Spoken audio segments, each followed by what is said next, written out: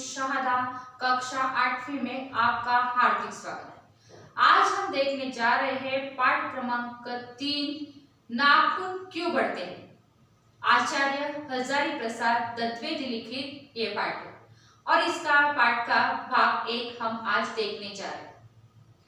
तो आचार्य हजारी प्रसाद द्विवेदी ने इस निबंध में, ये निबंध तौर पर लिखा गया पाठ है, तो इस निबंध में उन्होंने हमें नाखूनों के महत्व के बारे में और नाखून ना बढ़ने के बारे में बताया।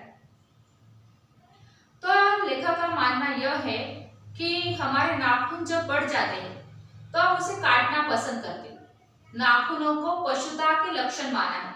नाखून बढ़ना इसका मतलब पशुता, जानवरी वृत्ति, जिसमें पशुता है, जानवरी वृत्ति है, वो अपने नाखूनों को बढ़ने देता है। पर मनुष्य को नाखून अच्छे नहीं लगते, इसलिए मनुष्य नाखूनों को काट देता है। पशुता वृत्ति निकालने के लिए उसे त्याग देता है, निकाल देता है। उसी तरह मनुष्य के अंदर जितनी भी बुरी बातें हो उसे नाखूनों की तरह, जैसे नाखूनों को काट देते हैं, उसी तरह उसका त्याग कर देना चाहिए। बुरी आदतों का, बुरी बातों का, मनुष्य के अंदर जो बुरे गुण है उसको त्यागना चाहिए, उसे छोड़ना चाहिए।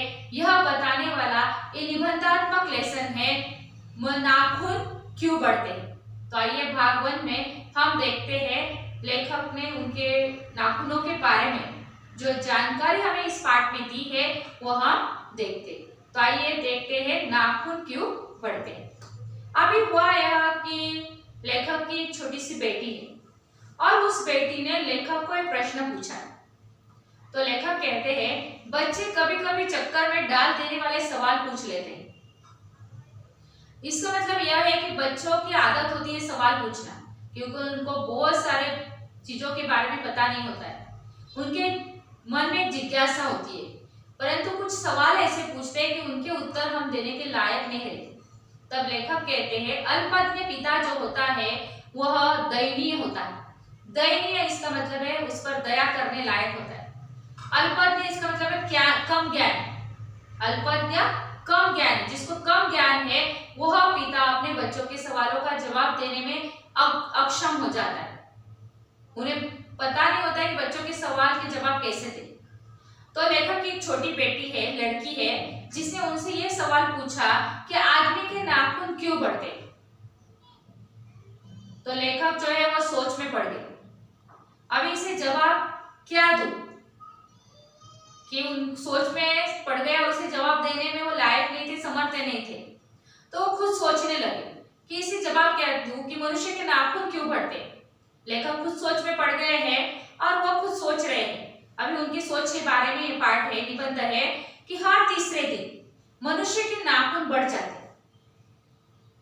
तो ये इतने बेहया क्यों है। बेहया इसका मतलब है निर्दयी। बेहया इसका मतलब है निर्दयी, जिनके मन में कोई दया नहीं है। और हर तीसरे दिन उसे काट दो, वह चुपचाप दंड स्वीकार कर ले।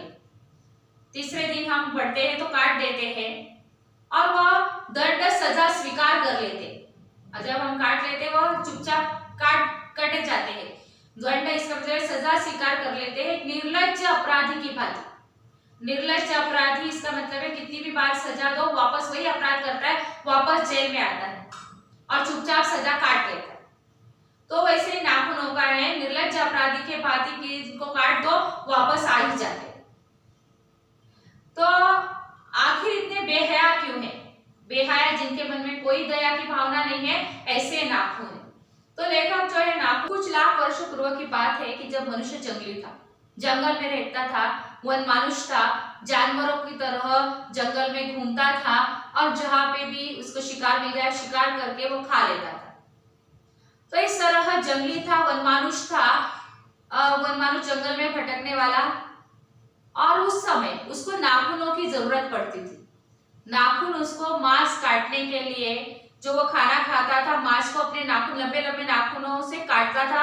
नाखूनों को उसने हथियार बनाया हुआ था, वेपन्स बनाया हुआ था, और उसके द्वारा वो अपनी जीवन रक्षा तक करता था। नाखूनों से वह आने वाली समस्या को लड़ सकता था। कोई जानवर उसके ऊपर आया तो वह नाखूनों से अपनी रक्षा करता था। तो नाखून उसके लिए बहुत जरूरी थे उस समय।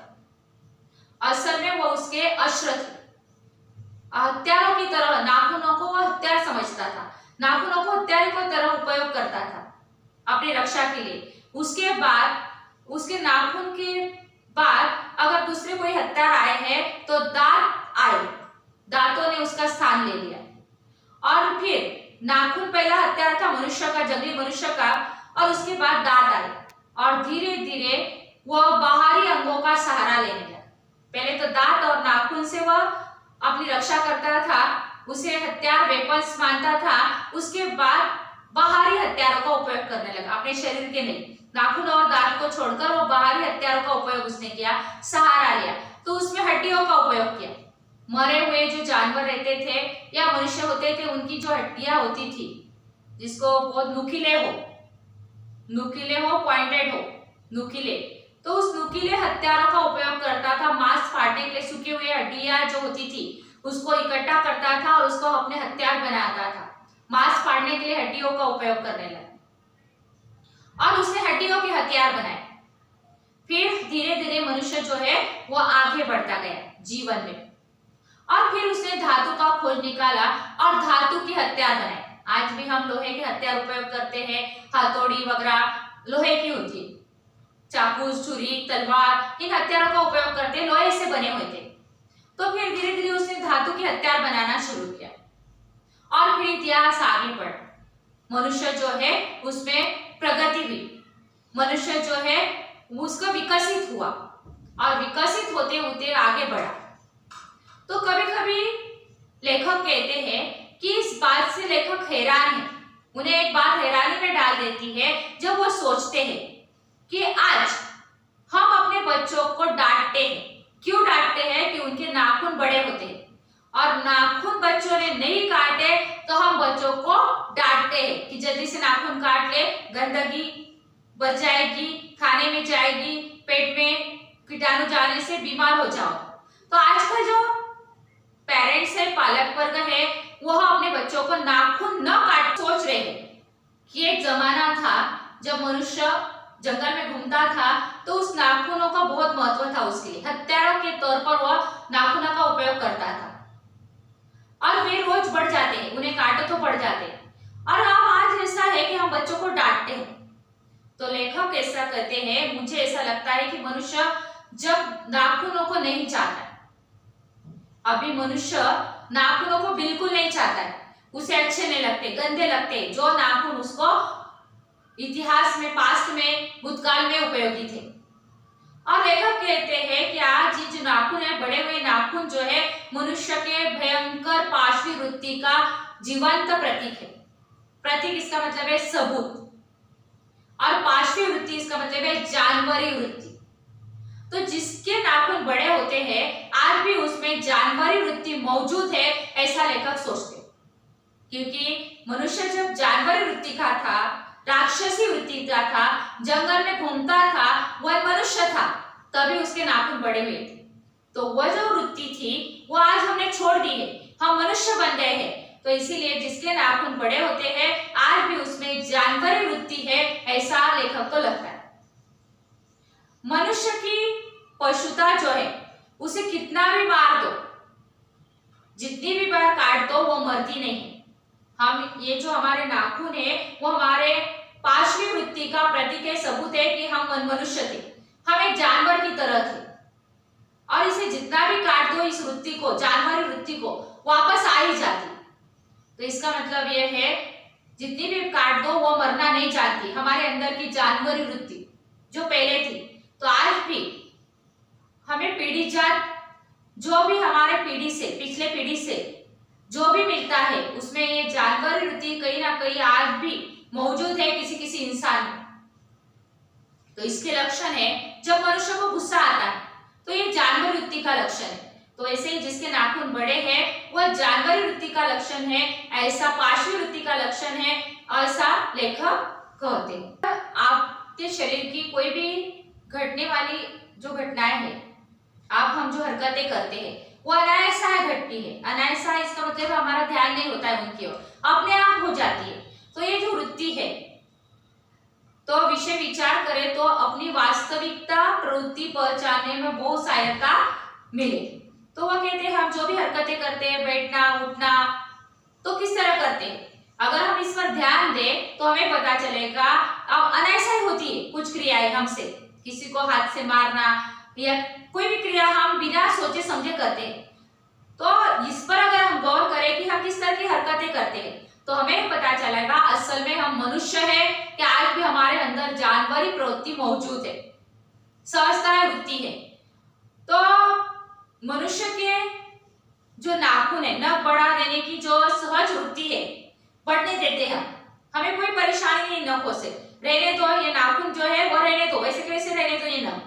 तो ये जो है, ये जो वृत्ति है सहजता बढ़ाने की, तो ये पशुता का प्रमाण है कि वो व्यक्ति में आज भी जानवर वृत्ति मौजूद है, उसका सबूत है। उन्हें काटने की प्रवृत्ति जिसमें है वो मनुष्यता की निशानी।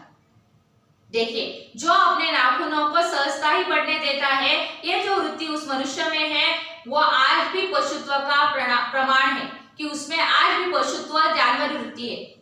और जो मनुष्य को नाखून अच्छे नहीं लगते, जिस मनुष्य को उन्हें काटना चाहता है, ये प्रवृत्ति जो है वो मनुष्यता की निशानी है कि वो मनुष्य पूरी तरह मानवीय गुण उसने अपना लिए हैं, मानवीय जानवर वृत्ति उसने छोड़ दी। लेखक कह रहे हैं, लेखक का मन उनसे प्रश्न पूछता है कि मनुष्य जो है आज किस ओर बढ़ रहा है, पशुता की ओर या मनुष्यता की। हम मनुष्यता की ओर बढ़ रहे हैं, हमें मनुष्य बनना है, पशु नहीं। जानवर वृत्ति हमें छोड़नी है, सारे मानव जाति को सुखी बनाना है। तो लेखक कहते हैं अस्त्र बढ़ाने की ओर या शस्त्र काटने की ओर। मनुष्य को आज भी कुछ मनुष्य ऐसे हथियार बनाते हैं, बॉम्ब बनाते हैं कि जिसके कारण दूसरों को तकलीफ पहुंचे, मनुष्य को तकलीफ पहुंचे। तो ऐसे हथियार क्यों बनाए जा रहे हैं? अगर मनुष्य मनुष्यता की ओर बढ़ रहा है तो उसे हथियारों की क्या जरूरत है, उसे हिंसक वृत्ति करने की क्या जरूरत है? क्यों बनाए जाते हैं बंदूक, गोले, बॉम्ब, बारूद क्यों बनाए जाते हैं? मनुष्यता को, अगर मनुष्य है तो दूसरे मनुष्य की रक्षा करनी है, तो भी मनुष्य आज किसकी ओर बढ़ रहा है? हथियार बनाने की ओर। तो ये प्रश्न लेखक के मन में पड़ रहा है कि हम अस्त्र बढ़ा रहे हैं या उसे घटा रहे हैं, हमें पशुता बढ़ानी है, जानवर वृत्ति बढ़ानी है या मनुष्यता की ओर जाना। समाज से यह प्रश्न इस निबंध में लेखक पूछ रहे। तो हम अस्त्र बढ़ाने की ओर जा रहे हैं या अस्त्र काटने की ओर? अगर हम नाखून काटते हैं तो मनुष्य है, तो भी आज भी बहुत सारे हथियार बनाए जाते हैं। और लेखक कहते हैं मेरी निर्बोध बालिका ने अज्ञान, जिसको कोई ज्ञान नहीं है, बहुत ही उसका जो मन है निर्बोध है, तो उस बालिका ने मनुष्य जाति से प्रश्न किया है कि नाखून क्यों बढ़ते हैं? हम मनुष्य जाति, पूरे मनुष्य जाति से, अगर हम मनुष्य है, हमारे अंदर मनुष्यता की पहचान है, हम जानवर नहीं है, तो हमारे नाखून क्यों बढ़ते? हम कारखाने में हथियार क्यों बनाते हैं? ये प्रश्न एक छोटी सी बालिका लेखक की लड़की जो है उसने पूरे मनुष्य जाति से किया। तो ये हमारी पशुता के अवशेष है। अवशेष इसका मतलब है बचा हुआ हिस्सा है। आज भी है कि हम पशु थे, हम जानवर थे, ये नाखून इसका सबूत है। लेखक प्रश्न पूछते हैं, मैं पूछना चाहता हूं, लेखक कहते हैं जानते हो वे अस्त्र शस्त्र क्यों बढ़ रहे हैं दुनिया में? आप ही मुझे जवाब दो, अस्त्र क्यों बढ़ाए जा रहे हैं, शस्त्र हथियार क्यों बढ़ाए जा रहे हैं? हथियारों के कारखाने अगर हमें लड़ना ही नहीं है, हमारे अंदर जानवर वृत्ति नहीं है, अगर हम मनुष्य बन गए हैं तो हथियार क्यों बढ़ रहे हैं? ये हथियारों की फैक्ट्रीज क्यों है, कारखाने क्यों है, हथियार क्यों बनाए जाते हैं? तो ये हमारी पशुता की निशानी है। जानवर ही लड़ते हैं, मनुष्य नहीं लड़ता है। अगर मनुष्य है तो लड़ने की जरूरत नहीं है। पशु है, आज भी हम जंगली पशु थे, जानवर थे, इसकी निशानी है, इसीलिए हथियार बढ़ रहे हैं। वैसे हमारे देश में, भारत में स्वराज्य मिल गया, हमारा देश स्वतंत्र हो गया और स्वराज्य होने के बाद स्वभावतः नेचुरली ही हमारे नेता जो है वह विचारशील नागरिक नेता और विचारशील नागरिक, हमारे देश के जो अच्छे नागरिक है वह सोचने लगे हैं कि देश के सच्चे अर्थ में, अपने देश को सच्चे अर्थ में आगे कैसे बढ़ाया जाए। तो आज हमने पाठ का पहला भाग देखा।